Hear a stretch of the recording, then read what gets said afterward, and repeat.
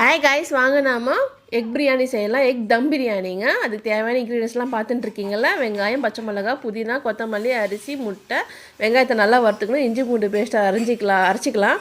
கரம் மசாலா, அதுக்கு தேவையான கரம் மசாலாலாம் எடுத்துக்கலாம். ஓல் ஸ்பைஸ் தாங்க.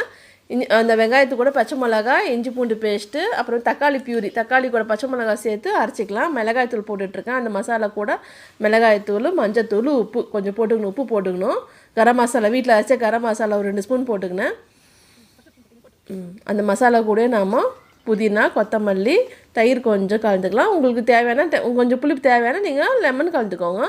இந்த தக்காளி போட்டதே கொஞ்சம் தக்காளி அந்த பியூரியே கொஞ்சம் நமக்கு புளிப்பாக தான் கொடுக்கும்.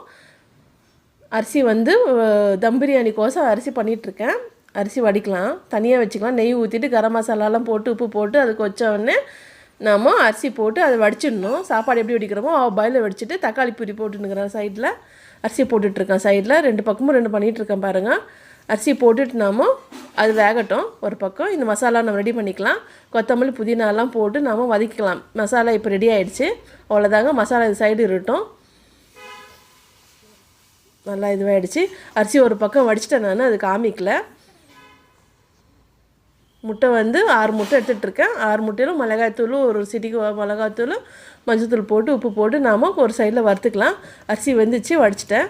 இப்போ தம் போட்டுக்கலாம். நல்லா கனமான பாத்திரத்தில் நாம் எண்ணெய் ஊற்றிட்டு அப்புறமே நாம் அரிசி சாப்பாடு ஆஃப் பாயில் வடித்தோம்ல அரிசி சாப்பாடு, அந்த அரிசி போட்டு நாம் கீழே அரிசி மேலே மசாலா போட்டு முட்டையை போட்டுக்கலாம். 3 முட்டையாக போட்டுக்கலாம். நாம் உங்களுக்கு வேணால் வறுத்த வெங்காயம், அப்புறமேட்டு புதினா, கொத்தமல்லி போட்டு நான் துருவா அரிசி போட்டு கூட பண்ணிக்கலாம். எனக்கு அது பச்சை வாசனை வருது, வேக மாட்டுதுன்னு தான் நான் இதிலே போட்டேன். நான் உங்களுக்கு வேணால் நீங்கள் பண்ணிக்கோங்க. தம் போட்டேன் பாருங்கள். மேலே புதினா, கொத்தமல்லி வேணால் தூவிக்கோங்க. வாங்க தம் போட்டுடலாம். கீழே நான் ஃபஸ்ட்டு வச்சுட்டேன். அப்புறமேட்டு தோசைக்கல்லை வச்சுட்டு கொஞ்சம் பெருசாக வச்சுட்டு நாம் மேலே வச்சிடணும். எனக்கா அடி பிடிக்கும்ல. வாங்க சாப்பிட்லாம். டேஸ்டியான எக் தம் பிரியாணி ரெடி ஆகிடுச்சு. நீங்களும் செஞ்சு சாப்பிட்டு என்ஜாய் பண்ணுங்கள். நல்லாயிருக்கும் பாருங்கள். இந்த எக் தம் பிரியாணி சூப்பராக இருக்கும். வாங்க சாப்பிட்லாம். தேங்க்யூ ஃபார் வாட்சிங்.